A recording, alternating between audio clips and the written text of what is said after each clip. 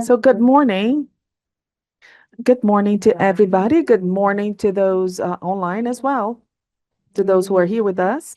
For those of you on YouTube, I would like to let you know that on YouTube, you may get the simultaneous translation as well. So you can click there and choose, with or without translation. My name is Viridiana. I am a faculty member of the sociology faculty here at the University of São Paulo. It's a great satisfaction to begin this seminar on artificial intelligence and trust. We're going to have David Levy from the Stanford Institute for Human-Centered Artificial Intelligence. So David's journey has to do with the construction of bridges between the industry and the academia. So he has been working with leading companies, global companies, to provide guidance on research on artificial intelligence, and it's based on human principles. He has an interdisciplinary training, a master's degree in technological studies by the University of Harvard, and also in technology management from the University of California. So David has been discussing the different perspectives that intertwine ethics, innovation, and institutional strategy. So this meeting results from this partnership that expresses the USP commitment with a critical reflection on artificial intelligence. So today we bring here together the faculty members, the Center for Artificial Intelligence and Machine Learning, and also Understanding AI initiative here with the IEA, the Advanced Study Institute from the University of São Paulo, and the American Consulate. The professors are hereby represented by the head professor here with us, Carlos Américo Pacheco, here to my right. He's going to be speaking about this initiative shortly. So Google is here represented. They support the efforts, hereby represented by Lucas Boscalini. He's a senior manager for Google Engineering Services. He leads the R&D team for security and privacy. And now shortly pass the floor to Professor Pacheco and to Lucas. And they will shortly describe this partnership between Google and the faculty members here. So I will introduce the initiatives that we carry out here at the University of São Paulo that provide support to these efforts. And then finally, Mary is representing the consulate. She's going to use the floor. The Center for Artificial Intelligence and Machine Learning, hereby represented by Professor Fabio Cosmo, that's here, that was created in 2023, whose mission is supporting the university and the many educational institutions and the many research and development institutions to move forward with AI and machine learning. Understanding AI, I represent, and it was established in 2023 as well. It relies on a whole network of researchers here at the university whose focus is producing during the curatorship of qualified content on the world of artificial intelligence. I here thank the American Consulate for bringing David to São Paulo, for enabling us to have the simultaneous translation to everybody here. And I would like to thank the team here at the IEA, highly skilled team that ensured the infrastructure and the organization of the event. So I hope we can have a fruitful conversation on the challenges and possibilities that AI brings to us. So I would like to welcome David. Welcome once again, and I'll pass the floor first to Professor Pacheco, and then to Lucas from Google, and then to Mary. Okay, good morning, Professor, Lucas, David, Mary. Good morning, everybody. Good morning to those of you who are on YouTube, and good morning to those who are here in person. So welcome, David. Very nice to have you here, sharing the experience of the Hage AI, the Stanford University Center for Human-Centric AI. I would like to thank Veridiana for coordinating the seminar. I would like to thank the American Consulate for the initiative of, opening up this possibility of bringing David to share the information on the Hage AI. Hage AI is an important benchmark because they have an annual report, and that's one of the key sources of information on what happens with artificial intelligence around the world. So it's quite interesting to really exchange experience and the initiatives that we have here at the USP with our many research centers and our faculty members dedicated to AI. The AI that we have here in the IEA results from a partnership between the USP and Google. So, as the name says, it's about responsible AI, that is the ethical aspects, the transparency, and the impacts that AI can cause. I don't need to speak about this to such an audience about the importance of AI and about the perspectives and the broad impact of AI in all of the social and economic activities, in all of the humankind activities, actually. So it has a huge impact, be it on productivity, on the creation of new tools, the application in public policies as well. But it's also associated to a large number of risks and challenges that result from the use of AI. So we are quite familiar with the risk taxonomies. We are familiar with the different kinds of risk that are associated to AI in the world. So this group has the role of examining the applications of responsible AI, those that come to benefit humankind, those that come to benefit the overall population, improving health, education, and also dealing with the challenges on how to measure, how to make assessments, and how to track AI impacts. It's a quite important initiative that supplements other initiatives. The University of São Paulo is the key Latin American university. Google is one of the leading companies that performs research in AI around the world. So USP and Google partnership is quite sound to really move forward with this agenda in Brazil.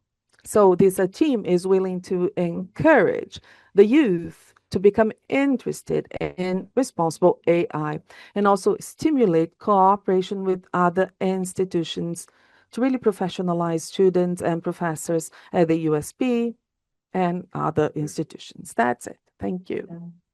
Thank you, Professor Pacheco. Now, Lucas, on to you. Good morning, everybody.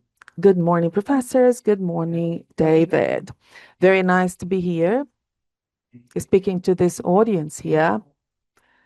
And I believe that we are working with the two excellent research center. It's a long-lasting partnership with the Stanford and a recent partnership with the USP that we hope will last for so many years as well.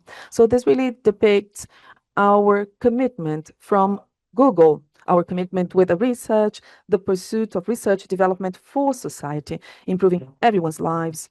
And it should be really an opportunity for people, for the society, and for everyone who seeks new forms, new ways, for those who are interested in further developing such technologies. Google has been investing in Brazil lately. More recently, we should come to the USP in our IPT building with our research and engineering unit that is going to be focused on security, privacy, and users protection. But it's going to have a high focus on AI as well. Well, this movement is a quite strategic movement because we see Brazil as a country, as a nation that seeks to develop technology. We appreciate, we like developing knowledge, and nothing better than doing it at the USP, a renowned institution, as Professor Pacheco just told us here, one of the key universities in the world. So our commitment with the responsible AI has to do with our pursuit at Google to do something that is democratic and accessible to everyone. This pursuit is not built with closed doors within our company. This development should happen with society. So the faculty members and the partnerships that we have with the research universities And our coming to this building inside the USP has precisely this purpose to establish cooperation, interconnection, and to closely work with the academia, with the civil society, and to be able to together develop this solution. I mean, that has been used in so many industry, has shown a huge potential, but we believe that responsibility lies in promoting a dialogue to really define the future, to see how we should comply, to see how we should develop the technology and where we should apply and where we should not apply. Well, this is a conversation, a dialogue that should be open, and that's why we are here. So that's the message that I wanted to convey. Google is coming to the USP. It's going to be a building open to all of the researchers and employees. Will be open to discuss and together develop this technology. Thank you, Lucas. So now you, Mary. Good morning, everybody. My name is Mary Arcila. I am the attaché for the press services in the U.S. consulate in São Paulo. Very nice to be here today at the University of São Paulo. And that's a theme that for the U.S. is very much relevant. On behalf of the U.S. consulate, I would like to thank Professors Carlos and thank all of the professors. And thank you, Glauco, for organizing the event as well. So, David, welcome. Lucas, welcome once again. Thank you so much. Discussing AI and the advancement of new technology is not something about the future. We are talking about the present in this case. For the US administration, it's a clear priority. We want to be leading actors in this new era of AI innovation. As an action plan, the US government aims at expediting innovation and technological infrastructure, ensuring that the advancements are reliable, ensuring that they will generate actual results for the economy and for societies. So the success of the plan will depend on meetings like this, bringing together the expertise from Stanford, from USP, and from Google that turns the policies in actual cooperation strategies. This exchange of knowledge becomes even more special this year, 2026, because we celebrate 250 years of our independence, our freedom to think. More than a historical celebration, it's a moment of reflection on the values that underpin both democracies. Initiatives like this will reassert the importance of keeping open exchange channels, ensuring that the base of our cooperation has to do with education and technology so that it yields fruits for everyone. Thank you very much. And I wish you can learn a lot. I know that I'm going to definitely learn a lot. Thank you, Mary. Now we'll hear from David. And then for those that are online on YouTube, when David speaks, you may, formulate your questions, submit by the email IEA-Responde at usp.com.br. So by the end of David's talk, we're going to read the questions and carry on with the debate. Okay, David, once again, welcome. You're dearly welcome here. So on to you. You have the floor. All right.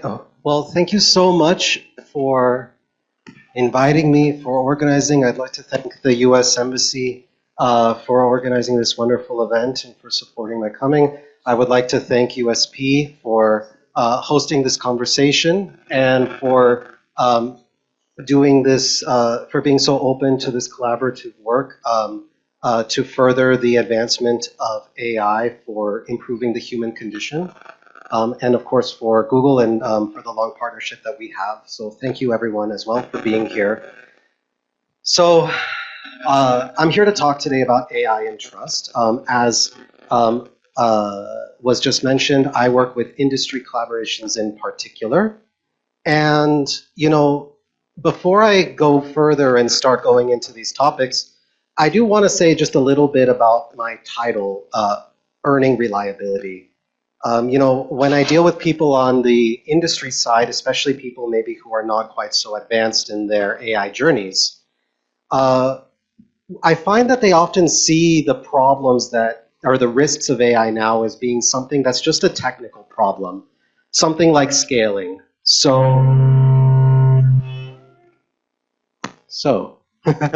uh, as if right now we're in the PlayStation 2 version of AI, so the graphics aren't that good, but we'll get to PlayStation 5 and we'll get to GPT-6, and then everything will be all right. But unfortunately, this isn't really the case. Actually, what recent research is showing is that hallucinations and some of these errors that come out of AI are actually things that are inherent in the system. If we're putting our faith in this, that's not quite something that just advancement is going to solve. And so when Stanford or when other institutions talk about human-centered AI and the principles of being inspired by human intelligence or guided by human impact, or about augmenting humans rather than replacing them, what we're really calling for here is we're not actually asking that we create an AI that works perfectly and that's perfectly trustworthy before we do anything. Actually, this is a call that we do what we need to do in order to keep AI honest. But of course, this is something it's easier said than done. It takes time, it takes literacy, it takes the creation of structures, and most importantly, value questions, where we have to build into the structures themselves these questions of what we actually want AI to do, so that AI ends up giving us what we want and not just controlling what we want. And to illustrate, I think, a good use case of this, at least just on an individual task basis, I want to tell a story from my personal life about the use of AI, and then try to unpack a little bit about how these principles actually look in practice. So, this is my daughter. I recently became a father to a beautiful baby girl, and my wife and I are just crazy about her, and she accepts this, right? And actually, she's a very nice girl, and so she wants us to be around her all the time, which includes at night, every hour, all the time. And I don't know how many people here are parents, but this has been quite difficult for us, right? This feeling of, oh my gosh, we have to wake up all the time. And we talk to human sleep consultants, and and they give kind of very generic information. They couldn't see us very often, not a lot of feedback, right? And it just wasn't working. Yeah, you can look for guides online, but at 3 in the morning when she's crying, it's not working. It didn't work. And so finally we turned to AI and Gemini, actually. And I have to say, it was amazing. It was absolutely amazing. It gave us the plan. It responded to real-time feedback, and I just couldn't believe how well it worked. She finally started sleeping through the night. This was only just a couple weeks ago. You can see the bags in my eyes, under my eyes, they're gone. So, but it's funny because, I don't 100% trust AI to check my email. And yet I'm trusting it with the sleep of my only daughter, right? And that sort of leads this question, not just why did this work, but was I right to trust it? And was it just because I was desperate? Did I just get lucky? Or is there actually an approach that could have really told me, okay, this is a good use case, to use the fun industry terminology, of this technology?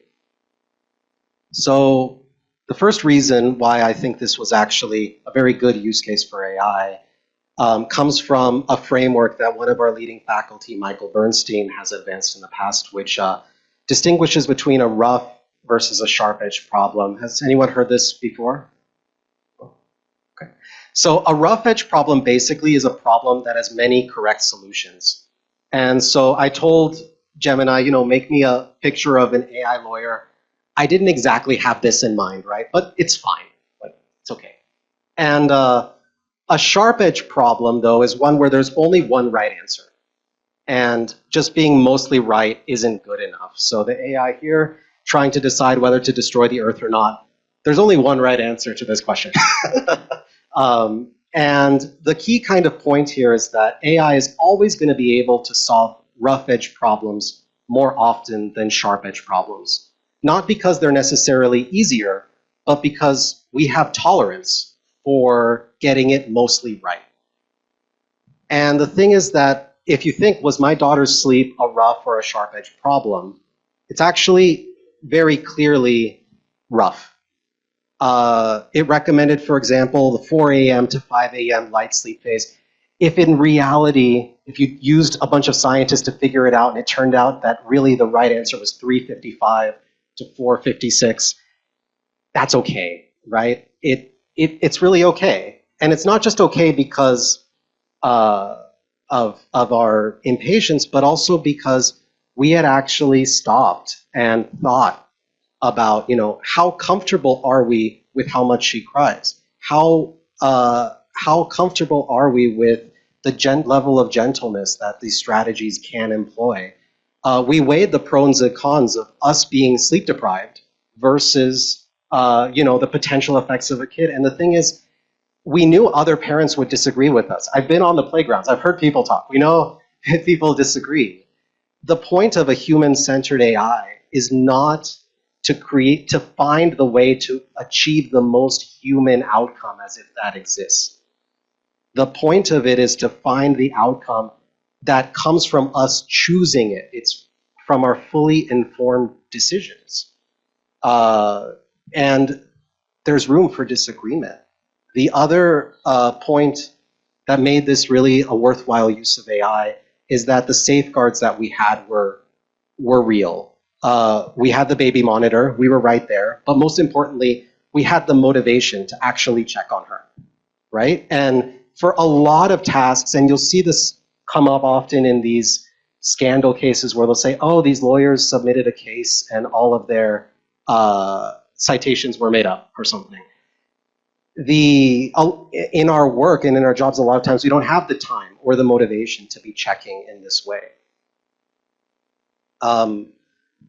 Another thing, though, that gave us confidence, aside from that, is that we actually had a framework. And this is where me being at Stanford and having access to research let me be a bit more nerdy about this than maybe other people. But actually having this framework that came from our faculty members, Dee Yang and Eric Brynjolfsson, was very helpful. They interviewed 1,500 workers from 100 jobs about hundreds of their tasks to figure out what level of automation could best be applied to each task, among other things. And they came up with this scale, where on the left side you have tasks that really it's better that they're mostly automated, and tasks on the right that are really better mostly led by people.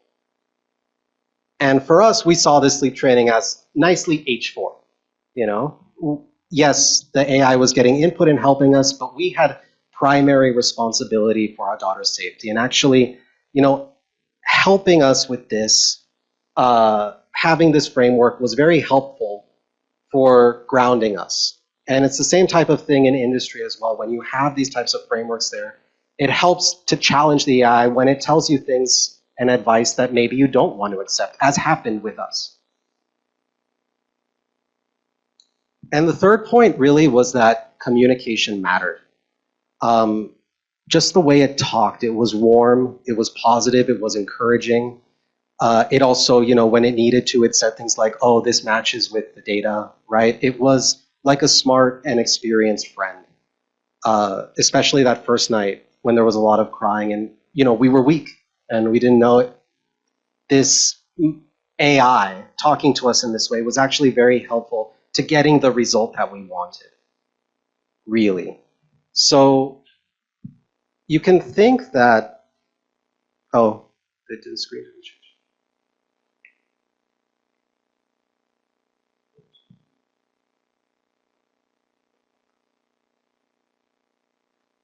The screen change.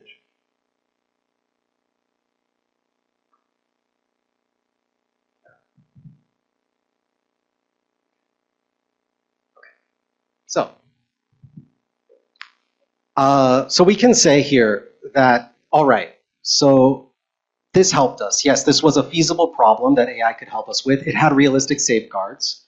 And the user experience made it more effective, and that's great. So the question that kind of comes out of it is then, okay, does this mean that this is the human-centered AI and trust framework? Is this what we should be telling industries, companies, governments when they're applying AI? Just figure out what the problems it can help with, put some safeguards, and then just have a nice user experience and user interface? And I would say actually, no, not really. Maybe this is something where it does work for individual tasks, but once you start to get into things that are more complex or things that involve many different people in the room, those little lines I mentioned, like, oh, we had the same values about the subject, or oh, we weighed the pros and cons and decided its impact on our little human society was okay. Suddenly those questions become gigantic and very hard to answer. And so what this means then is that that framework is not enough. That framework is not enough anymore. You actually do need to have a larger strategy. And that's where I think the human-centered AI strategy and what we talk about with industry is something that ends up being so important, that you start to outline really how to deal with these types of questions in practical terms. And so from the university, though, just because we write the papers and just because we do the research, that doesn't necessarily mean that people listen to us. And I'm not a professor. I talk with industry. My experience is in trying to translate this work that the faculty do into what the industry folks can understand. And what I think is going to be valuable for this and for this conversation is to share some of the issues of AI and trust that come up, but less maybe from the technical side and more from this point of view of what makes AI difficult to trust from the perspectives of people in industry and how we can address some of these issues. So definitely feel free to stop me if you have a particular question. But I want you to be really thinking about here as I go through some of these different cases, the way in which that having a human-centered mindset or the way in which we're thinking about some of these deeper issues isn't just a nice thing to have, but actually contributes to the conversation. So my first section, I'm going to start with AI and psychology and the problems that come up when we actually engage with AI as a tech. And then in my second section, I'm going to talk about a major implementation problem, which is that we don't actually know what we know a lot of times, and we don't actually know what we want a lot of times. And so, we have to understand ourselves first before we can make an AI that's trustworthy. And then finally, I want to talk about the role of leadership and how really that's something that's so important in the role of trust and academia's role within that as well. So, sensing a little angstiness, so I thank you for bearing with me with the personal story. I want to start with an exercise. Very quickly, take 30 seconds. Feel free to turn to the person next to you. I would like you to complete this sentence that's on the screen. AI is like blank because blank. So feel free, any metaphor that you want, but take some time.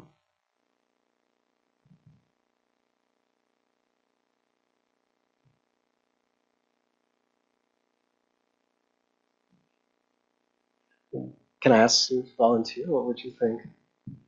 I can think many things, but for me, look for my technical perspective.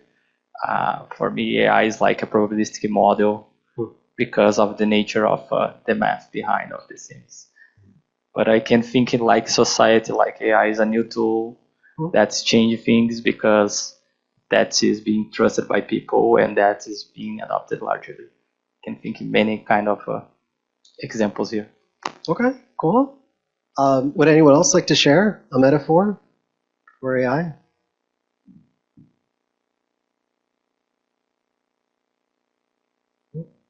It's okay.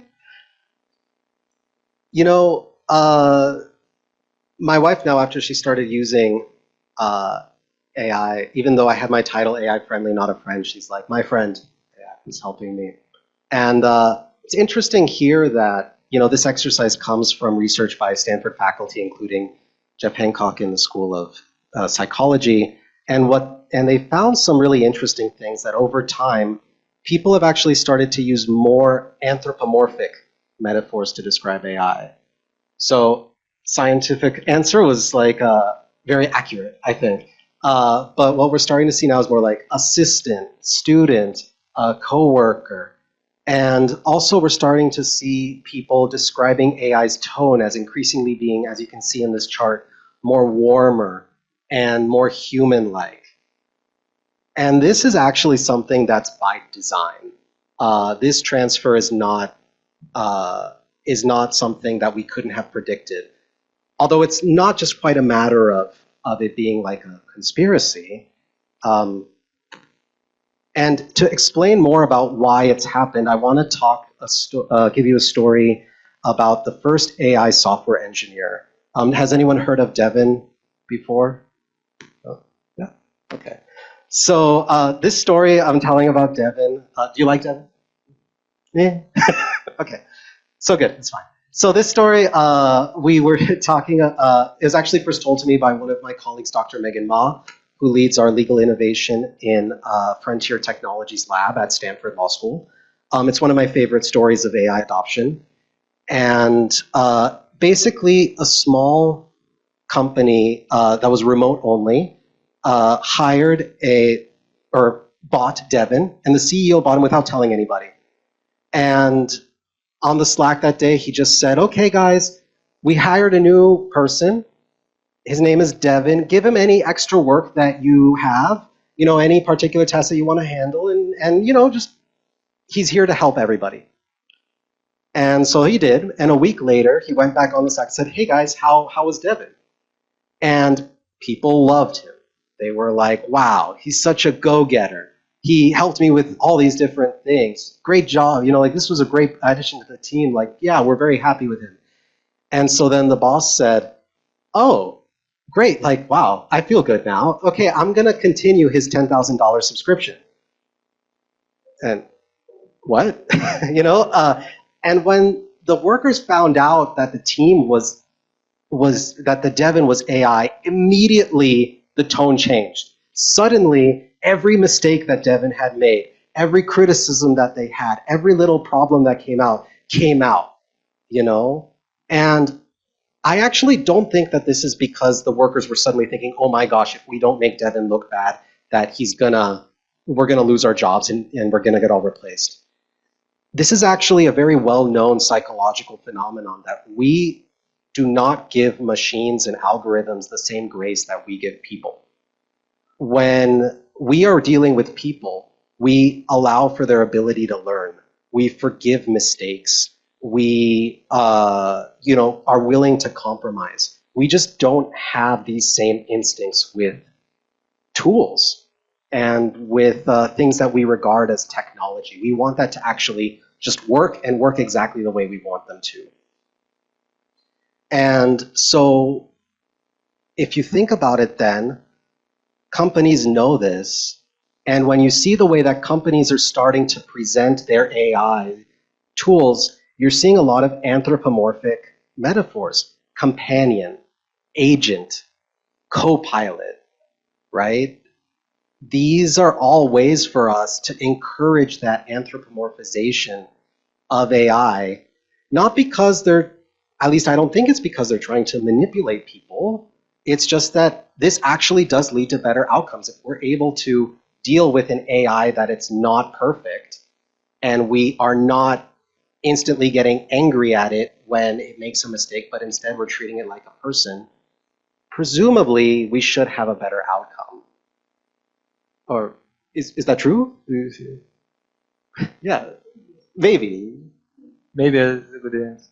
Maybe. It's hard to say. And, has anyone here trusted AI and gotten burned recently? Okay. I think, this is something that it's a very interesting case because we want to help. And we want to understand, well, is that question of, is anthropomorphizing AI something that leads to better, is that actually true? How does it work? What safeguards do we need to put in place? Definitely businesses have gotten burned by AI, and even though people are anthropomorphizing it, that hasn't helped that. You can just see here on this chart a spatial visualization just of a bunch of different incidents that have been tracked in the AI incident database.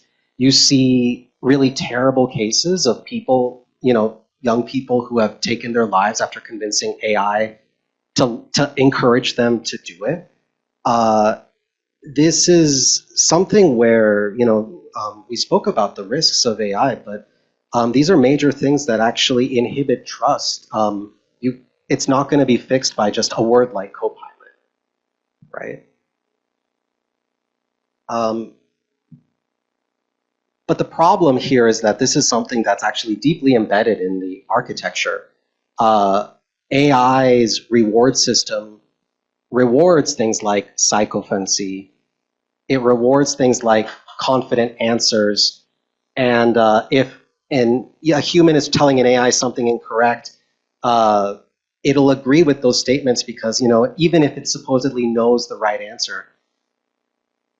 And this is actually something that is very maybe encouraging from the human-centered point of view, because it kind of means that AI is like us, that we are also people who value confidence sometimes over what's actually factually true. When we say AI is inspired by human intelligence, it's also a warning that AI takes on our flaws and it takes on our biases. And when we engage with AI, we really have to think about it in this way. And so AI sounding confident about something it doesn't actually know about is something that it takes from us. And so when Gemini was talking to my wife and I about, oh yeah, don't worry, like this is fine, like your baby's doing this and it's okay, or oh, I get asked questions like this every day, there's a chance that maybe it didn't actually know what it was talking about, that it didn't get asked questions. But the thing that makes this complicated, again, we keep having these complicated factors, right? The thing that makes this complicated again is maybe it actually does know. The thing with AI too is that, and one of the things that it can do better than people is actually condense and look at huge amounts of data that we could never do. If there was just 2 or 3 papers that explained exactly how to sleep train a baby, I wouldn't need AI to do this. I could just read them myself.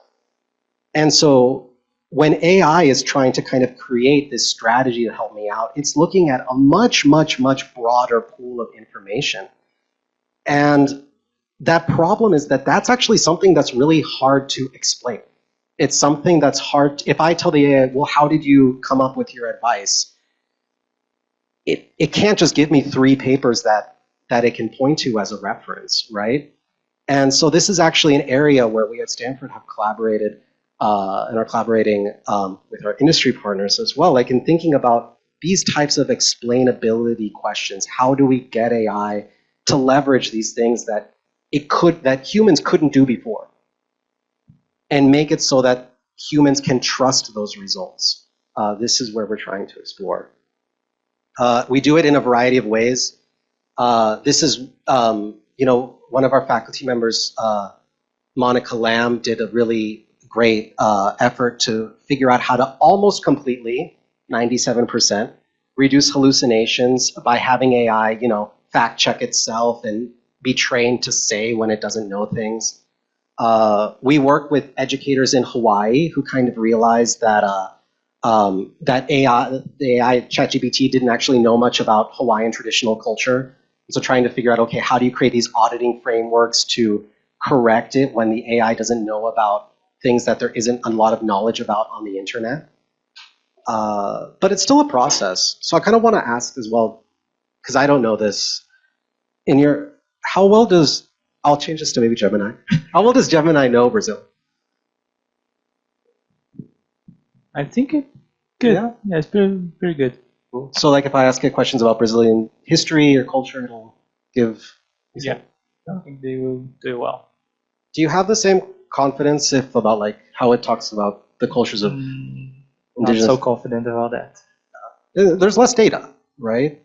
And I'm flashing this actually also because it's not just an interesting use case for how to deal with data from small groups or groups that don't have a lot of representation online, but the implications of knowledge from these small groups actually is much bigger. So for example, we're working on a project as well with another company member that's looking at how to factor in environmental risk into investments. So basically, if you want to be investing sustainably, or if you want to understand the risk that climate change or other factors play in development, maybe it's actually better to not have just climate data there, but input from people who are on the ground. Input, say, if you're looking at the effects of things in the Amazon, from people who actually live there, all right? And a range of perspectives. And so the access to this type of knowledge is something that doesn't just come from looking at the internet, is what I'm trying to say. We have to create real structures to develop it. So that's the first part where we kind of looked at the errors of AI and the psychological issues. I want to talk a bit as well about what AI knows and whether it knows things, and to what extent we can know. And I want to go back to my colleague, Megan, who led a really interesting study of law firms. And the legal space in particular is something that is really impacted heavily by AI. Because it's a lot of producing documents. In the past, it was a lot of synthesizing very large amounts of knowledge that was difficult to do. But now that AI seems to do it very well. And so there's all types of questions here that they want to study. Things like, well, what are junior lawyers supposed to do now that a lot of that busy work is being done by AI?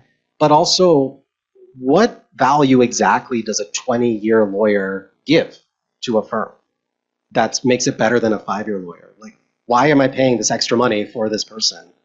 And what are they actually bringing to the table? And what this study found is actually a few really interesting points. One is that it's actually really hard for highly skilled knowledge workers to explain what it is they do. I don't know if you've ever had this type of situation but yeah, when they're thinking about, like, when they describe sort of their day and what they're doing, that does not honestly describe really how they're engaging with their work and what the insights that they're putting in.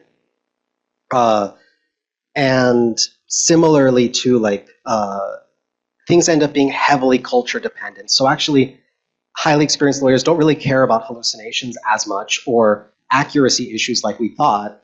They cared much more about being precise and concise and producing drafts that were, like, fitting in to what the legal industry considered to be a good draft.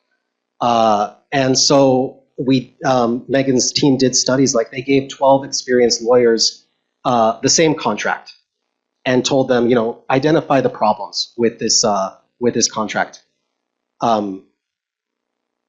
There was zero convergence.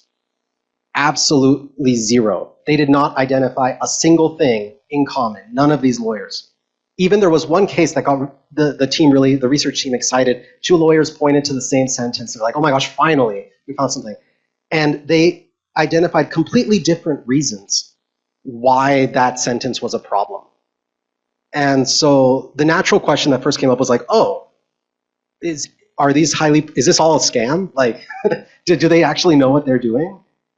But what it actually kind of turns out is that in the legal profession, the context of who you work with and who you know and the industry that you're working with and everything shapes your approach to these types of documents and cultures so much that it actually makes it really specialized.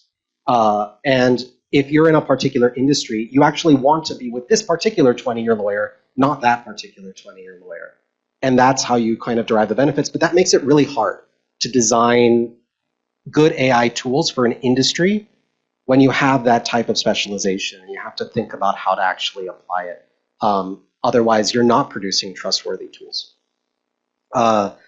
Another issue that I did just want to mention here, so they had a hard time telling whether their briefs were actually written by AI or humans. So one lawyer held up a brief. It was like, this is horrible.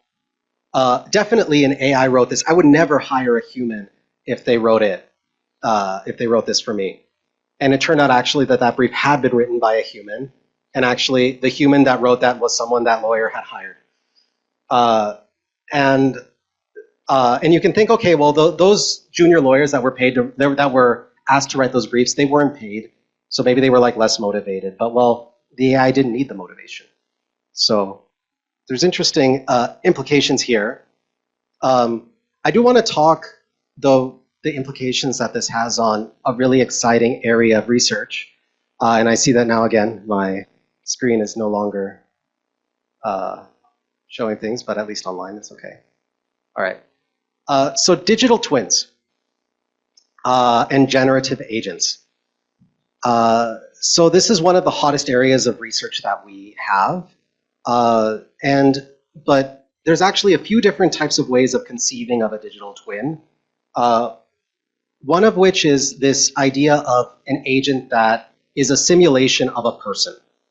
So if I created an agent of you, can I ask it questions and have confidence that it'll answer as you do? Can I put it in situations and have confidence that it'll answer as you do? And this has really great implications for experimentation and for being able to do different types of testing. But if you're using one of these agents, well,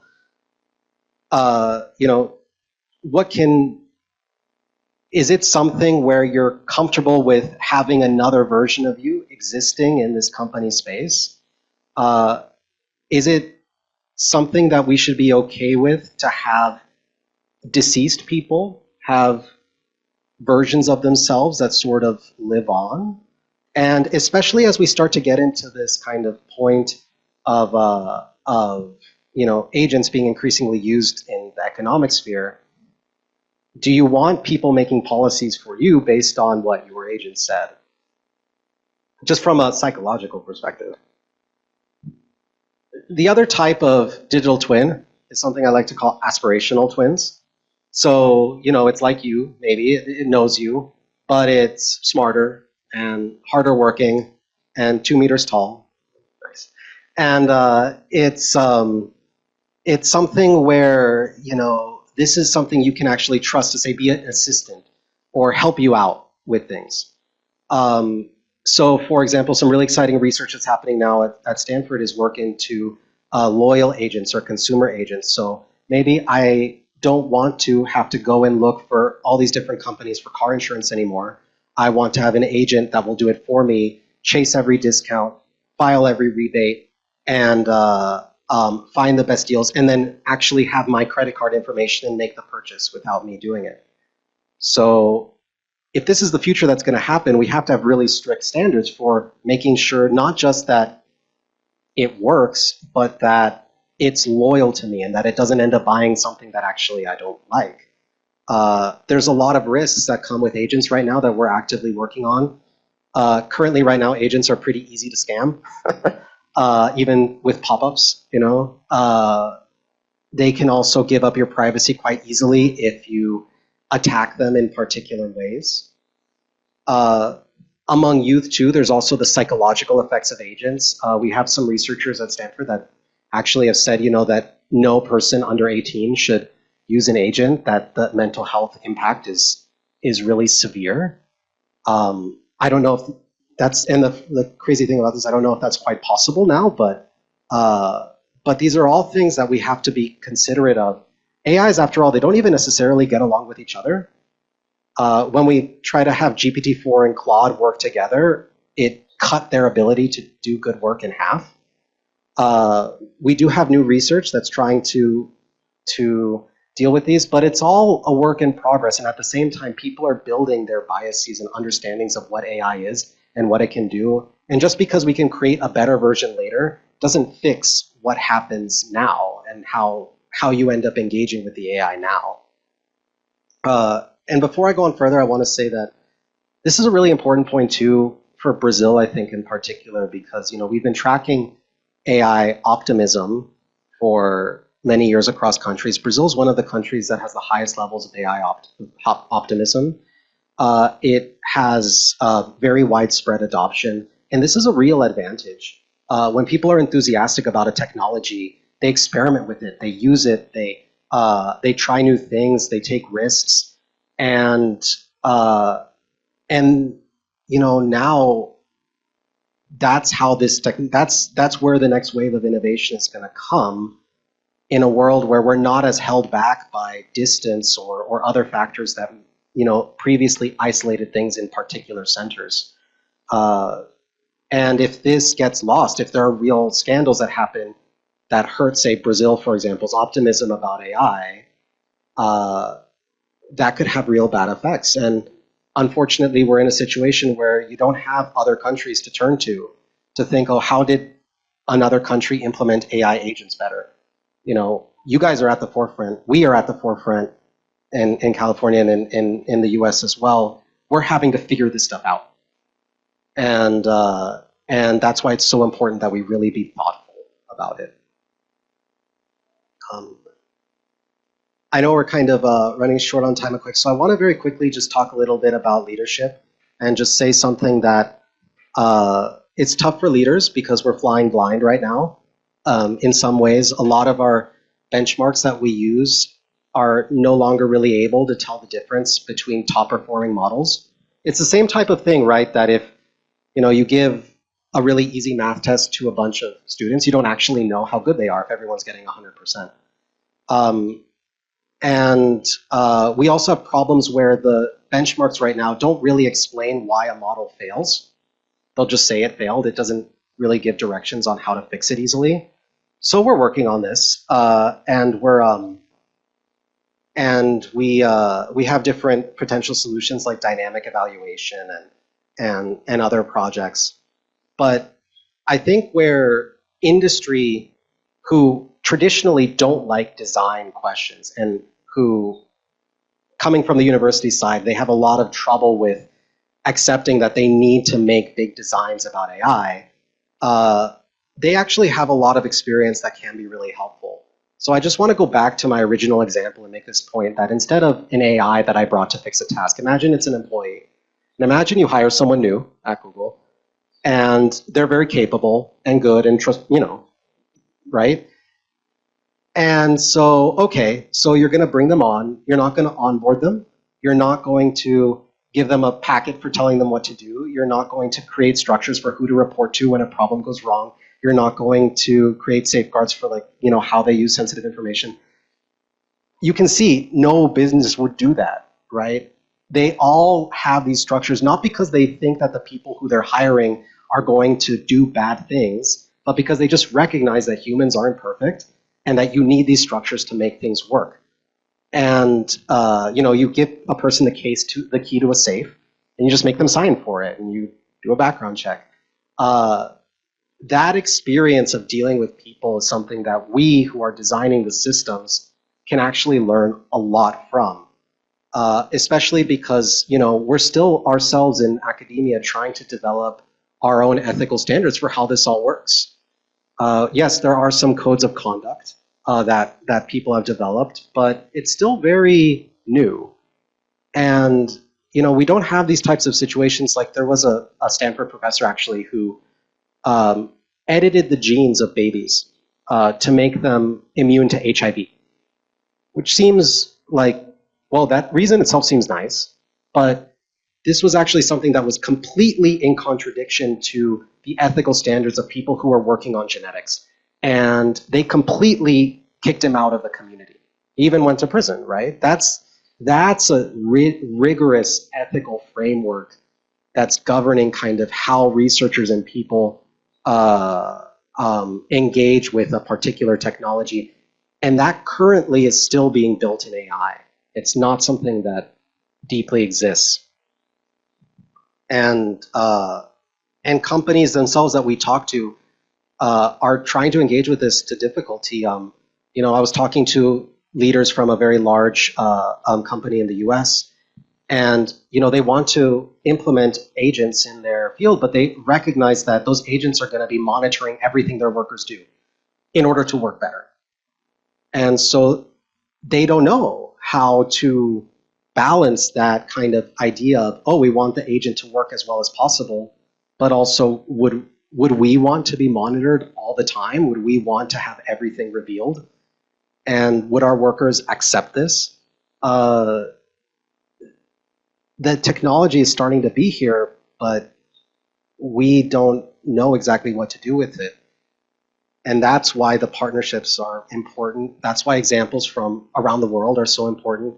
Brazil's work in AI sovereignty and trying to not just control the whole tech stack, but really identify areas where agency can play a great role for them, I think is very inspiring for the AI trust conversation too, because it's not just about it's not about trying to control everything and make a trustworthy AI. It's about figuring out what you really can do. This is my last point. I just want to say too that on this point of AI incidents, that this is another area where universities can play a great role, because this is exactly the type of broad-based look at an industry where we're providing real information to help AI and trust. You know, AI incidents, there's problems. Companies aren't always going to report their failures. There's difficulty with understanding exactly what counts as an incident. But if we're going to regulate AI, we have to see where there's harm. If we're going to suggest new standards or structures for AI, we have to see what the problems are. And so for industry people to engage with universities on this is extremely valuable. We've done research at Stanford that's looked at taking inspiration from the aviation industry and medicine to try to understand how we can better create these types of incident reporting and other tracking factors. But at the end of the day, if we are going to be applying these principles and thinking about them from a rigorous perspective in order to increase trust that people have and societies have with this technology, we have to be continuing to look beyond the task level.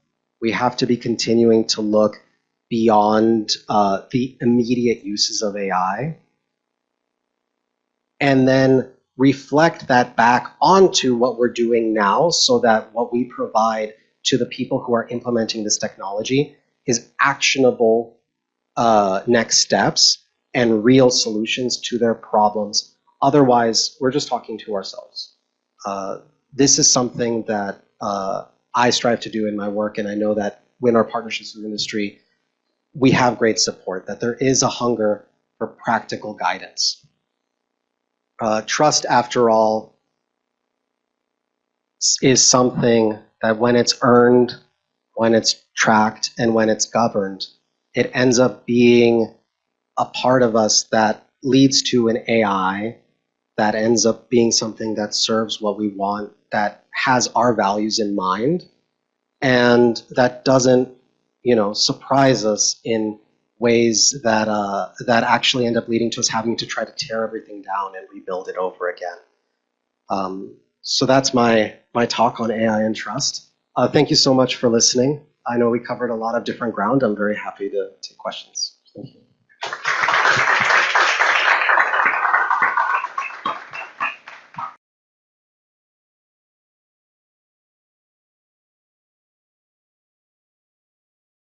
Thank you so much. Full of great insights. Thank you so much. Full of great insights. You can submit your questions. IEA responded at usp.com.br. I'll begin with the ones that are in person. Do you have any questions? If there are any questions, raise your hand. We'll take the mic to you. Thank you.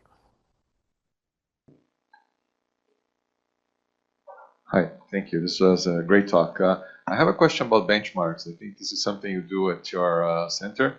You mentioned they are saturated. I wanted to know what you mean. It means that the LLMs already know what they are, or it means that they cannot capture things? And what would be the next thing beyond benchmarks? What is the Institute doing about that? Yeah, so by benchmarks being saturated, what we mean is that that the top performing models are all scoring at the top of the benchmark, and we're therefore no longer able to distinguish differences between them and trying to really see how they're scoring in this area. And the problems that come out of saturation as well have to do with the fact that that even as we design something with new, or even as we try to do some solutions like hiding the testing data or trying to make sure that the companies don't know what we're actually, or the models don't know what they're being tested on, these solutions aren't really working anymore either. It's also very hard for us to tell, sometimes the benchmarks are saturated because the models are just really good at it. But other times the benchmarks are saturated because they've understood what the test is and they're playing to the test. And so that makes it very difficult to evaluate. Some of the ways that we've been exploring how to change this, well, initially there was a sense that we can get around this by doing very labor-intensive, evaluations, which from a university side is great because like, oh, well, we have the resources to do that. But it's not very practical in a lot of cases. And so dynamic evaluations of these language models has recently become something that is a great field of research. I think actually you can probably give a better explanation for how dynamic evaluation works. But we basically decided we're going to move away from this old system of how we do benchmarks in a lot of cases and try to come up with something new that is able to react to the fact that the model is continually as well learning over time and try to stay ahead of it. Thank you for your talk. I'm a student in law school here in University of São Paulo. Yeah. And I'd like to hear your thoughts about the importance of prompt engineering, specifically about RAG, retrieval augmented generation. Because here in Brazil, we see that the students in law school, they are learning law through AI. So they are using a lot of law. They are outsourcing their brain to law. I see this, I do that, and all the other students do that as well. And how you see this, and we see that the companies, the offices, the law offices here in Brazil, they are decreasing their hiring from law students for new hires, new employees in law. And we have a research there at the University of São Paulo Law School that the students are increasingly using the AI tools as all the other courses. So what are your thoughts about the importance of prompt engineering for the law students and the market in general and this outsourcing of ideas and knowledge in law? Yeah. Thank you. Yeah, of course. Well, prompt engineering, right, it's a skill. Like the thing is that what we're seeing in terms of changing of the future of work is that it's not just our tasks that are changing, but also the expertise needed that's changing as well. So before, if you were doing a particular task, like, preparing a report and you have to figure out how to to take the data and then collect it and then clean it and then write the report. Now your skill now is prompting the AI to prepare the report and then fixing it up and changing it. And so these require new types of competencies and new types of expertise. What we see in terms of hiring definitely is that there is a lot of impact with entry-level people.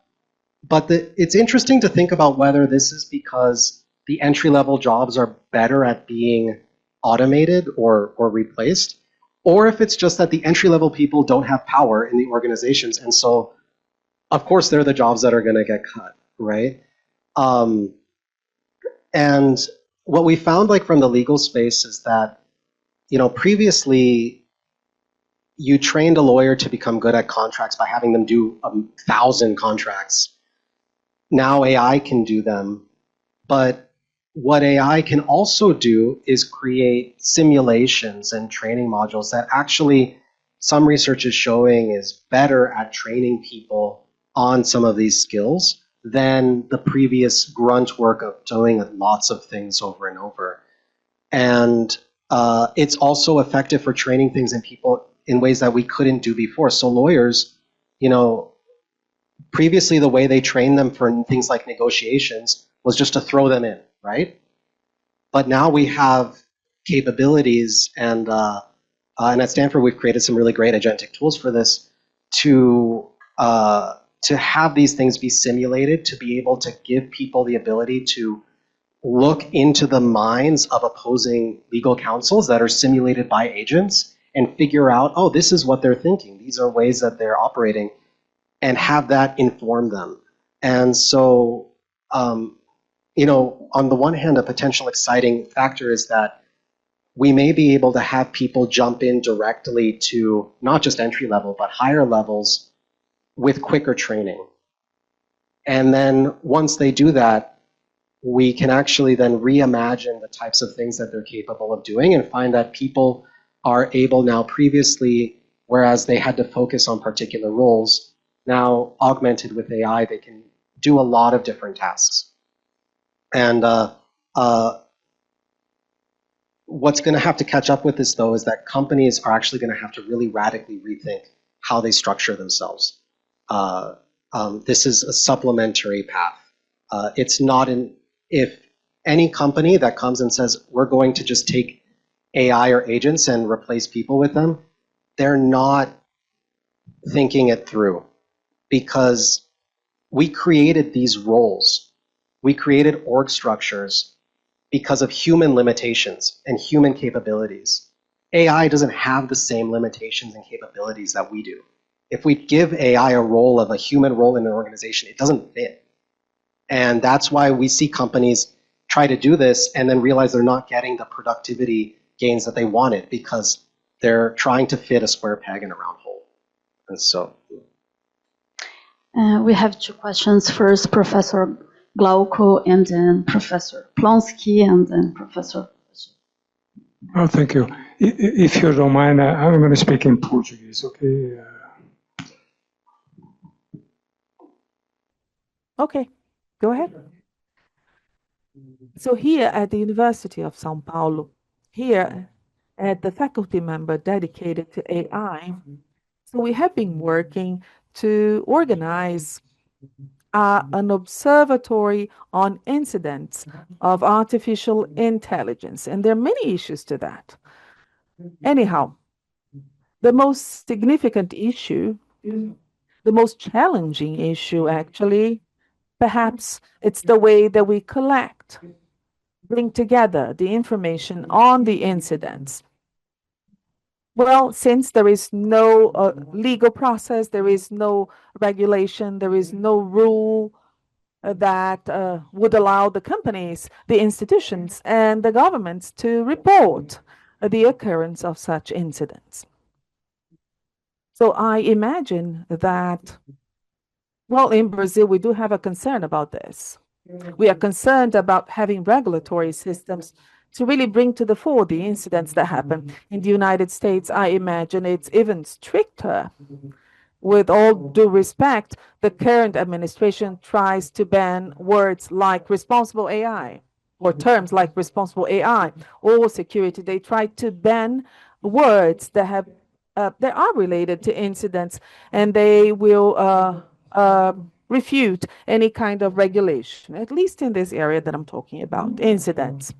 Well, in the AI Index report from the Stanford University, if I'm not mistaken, you report about 300 incidents. Well, it's a voluntary collection of information that happens through the press services or by means of voluntary reports that are, collected. So we imagine that this is a small share, right? When we compare to the world of reality of AI being used in the people's day-to-day, right? So just to give you an idea, just in the state of São Paulo, there's this work by a team here at the University of São Paulo, led by Professor Cristina Godoy. So in the last 2 years, I don't quite recall, like in the last 2 or 3 years, just in the state of São Paulo, we've had more than 20,000 rulings from the Court of Justice that were connected to AI incidents, actually internet incidents, and also connected to AI. Just in the state of São Paulo, 20,000 rulings related to internet incidents. People who really required a remedy, a kind of remedy, a legal remedy for what they've been through. So my question is, How have you been working on this? How has the University of Stanford been working on this to handle this reality, to really know what is the true impact, be it negative or positive, that AI may have? I mean, the artificial intelligence systems, they may play a role in people's lives. They may have an impact on people's lives, especially when it has to do with the privacy issues or suffering or bullying or many other things that can affect people, and they are related to AI. You yourself, you were asking who used AI and got burned, right? You were asking this in your presentation, who used AI and got burned. So I'm asking, how are you handling this? Because it's valuable to us. It's truly valuable to us, especially if we can set an agreement with you to learn what you've learned already, okay? So that we can further advance together in this kind of preventive measure that protects society.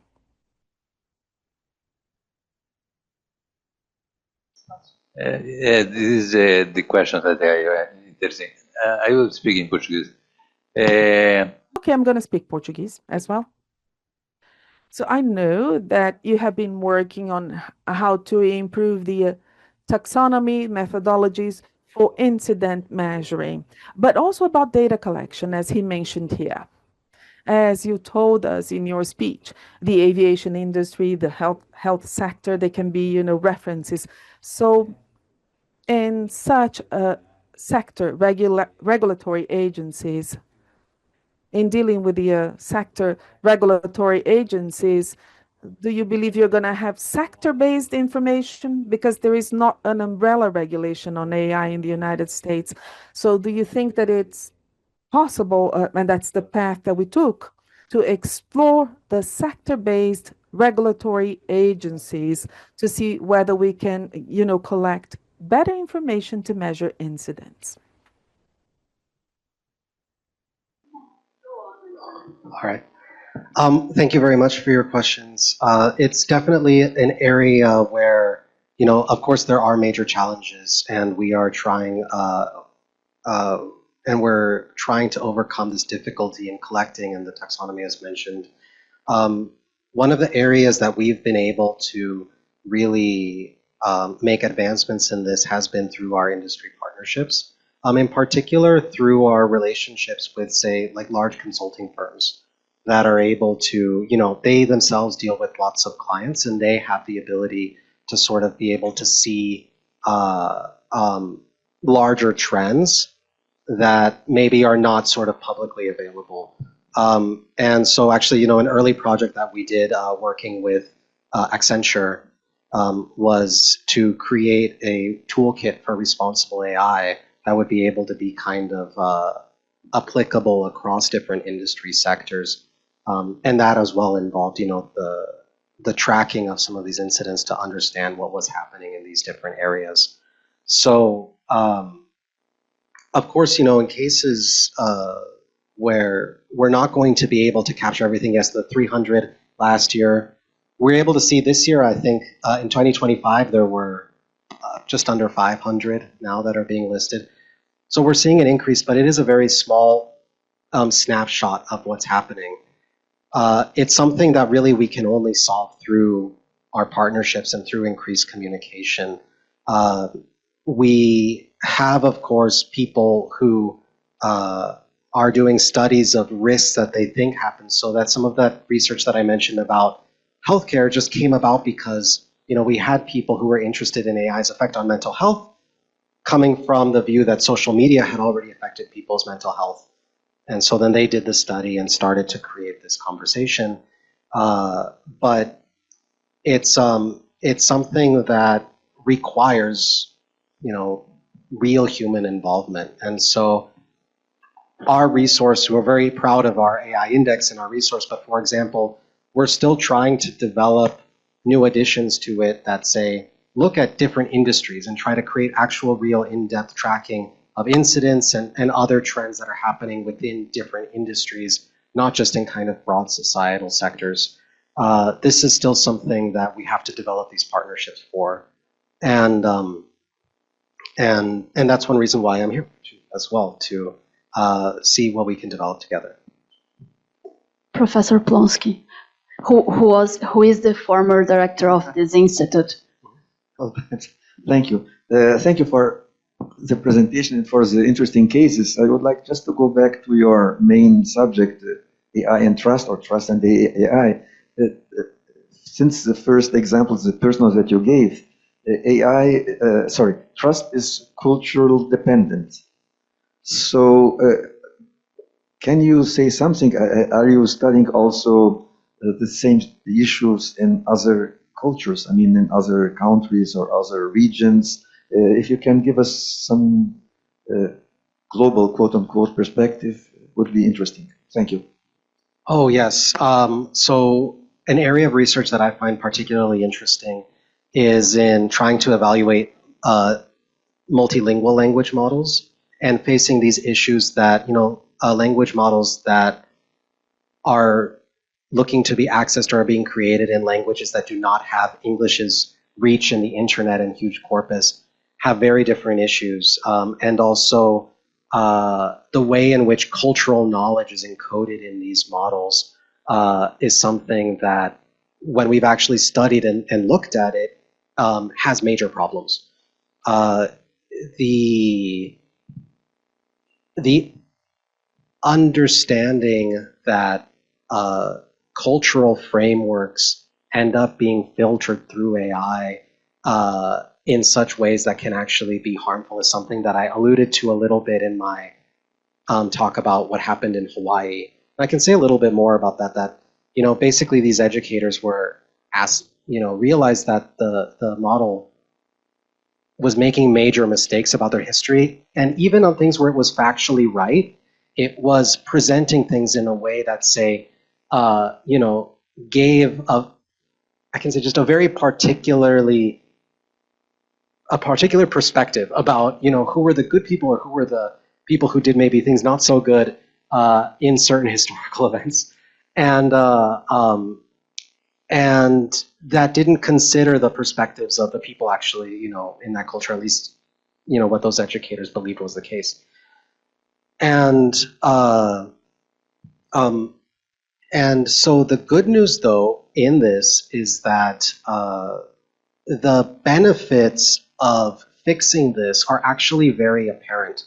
That the fact that these models make these types of mistakes actually then therefore makes them ineffective at working with these communities and having people who are interested in doing business with them or engaging them diplomatically or any other type of engagement.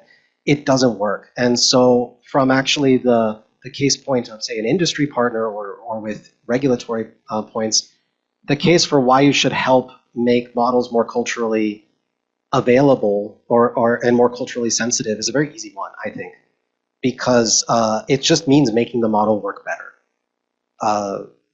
And now, especially because unlike past technologies that were kind of general purpose technologies like electricity or computers, there aren't bottlenecks to who can use AI and how it can be implemented. Everyone with a phone can use it.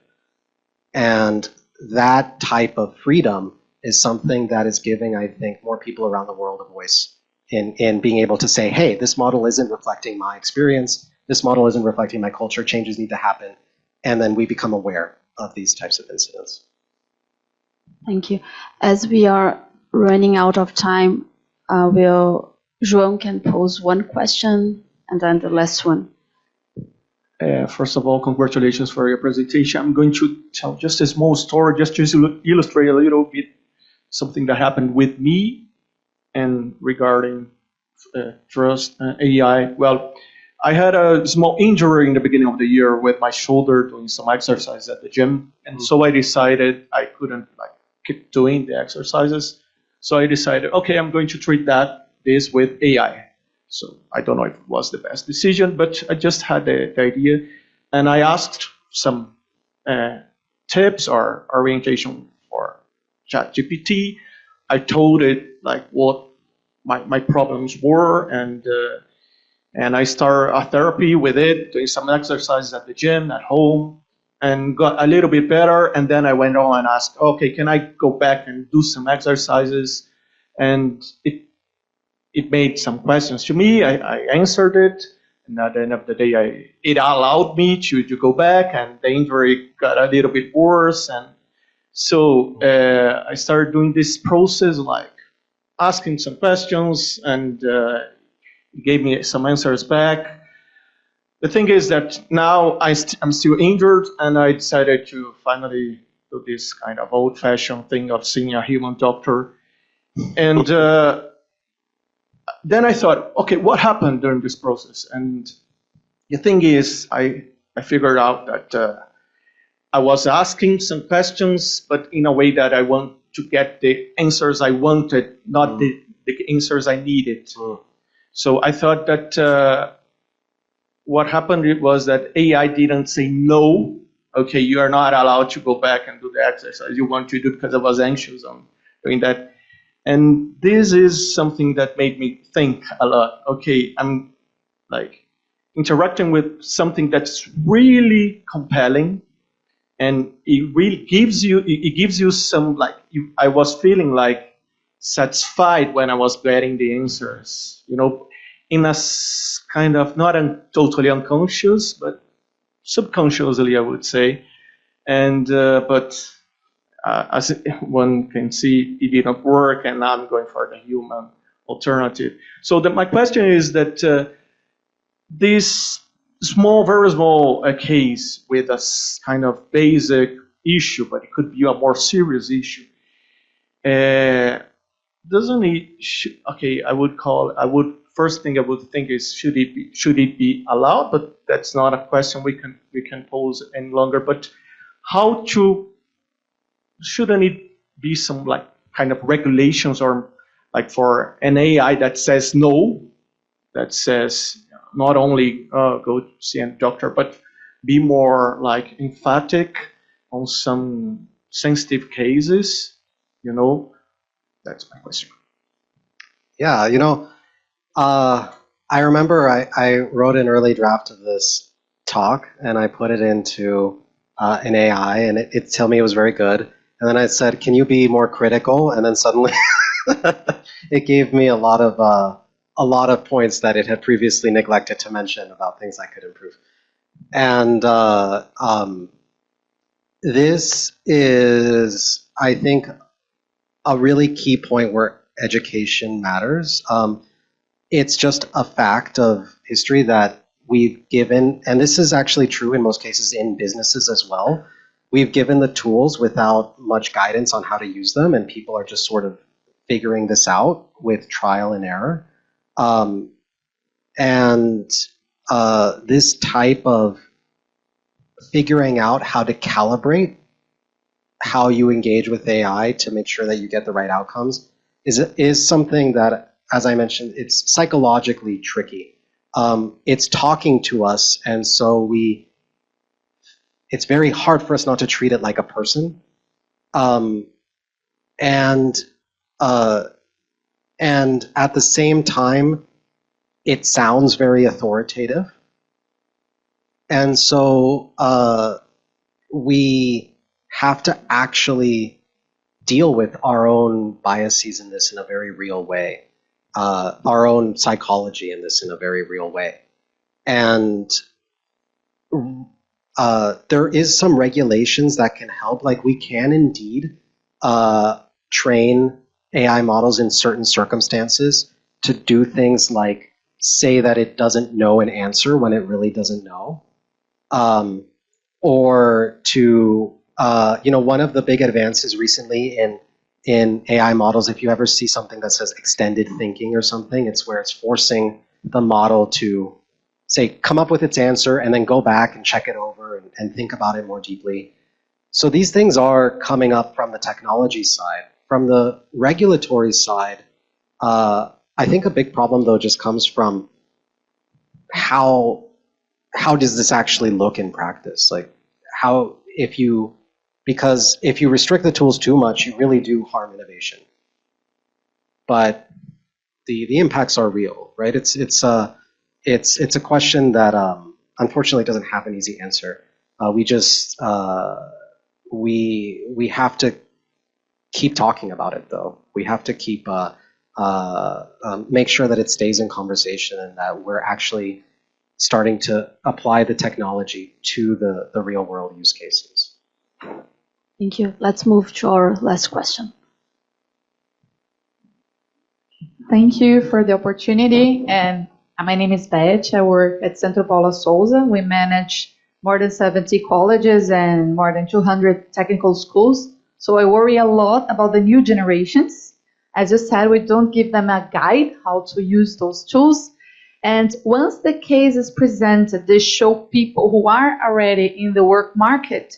Do you intend to go with these studies for the newcomers, the generation that was like 8 to 9 years during the COVID virus, during the period in which they are getting literacy, I mean by reading literacy, and how do these generations come in terms of their relations with trust and AI use? We are, on the negative side, we are seeing, especially among young people who frequently use AI, real problems with critical thinking skills developing not so well, with skill atrophy, and with things like homogenization. So AIs tend to kind of give similar answers a lot of times, and so then and people anchor those answers, and so then they don't want to kind of explore more deeply.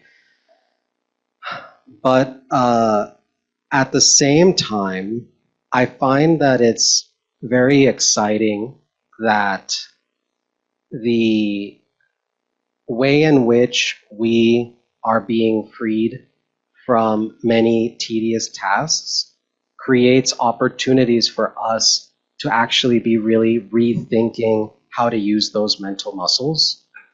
I think that what we are going to, on the one hand, absolutely have to create new initiatives to make sure to find new ways to teach mental fitness and teach critical thinking skills. But I think we're also going to be very surprised with this generation that the fact that they have minds that no longer have the necessity to do things that we had to do when we were young are actually going to be able to free them to turn their minds in new directions. And so I think there is ample reason to hope, even though, yes, there are definitely problems that come about that we see for sure. Thank you, David. Thank you for your insight presentation. I also would like to thank our partners who made this event possible. E para todo mundo que está ouvindo, a gravação desse seminário vai ficar no YouTube do Instituto de Estudos Avançados. Eu peço que vocês divulguem para aqueles que estejam interessados. Muito obrigada.